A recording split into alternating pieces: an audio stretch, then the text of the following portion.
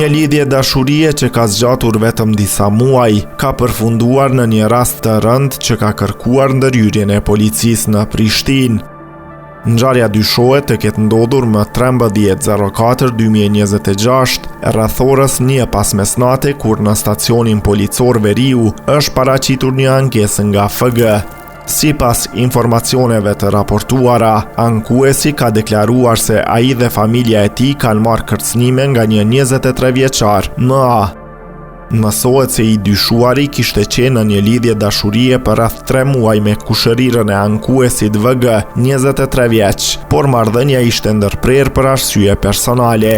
Pas ndarjes, situata dyshohet se ka eskaluar, ku i riu ka nisur të dërgojë mesazhe të përsëritura kërcënuese, duke targetuar edhe familjarët e vajzës.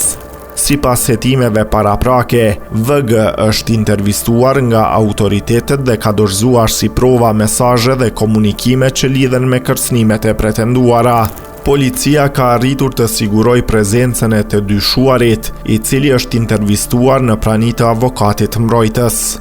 Me vendim të prokurorit kujdestar, rasti është inicuar si kanosje, ndërsa i dyshuari është dërguar në ndalim për 48 orë.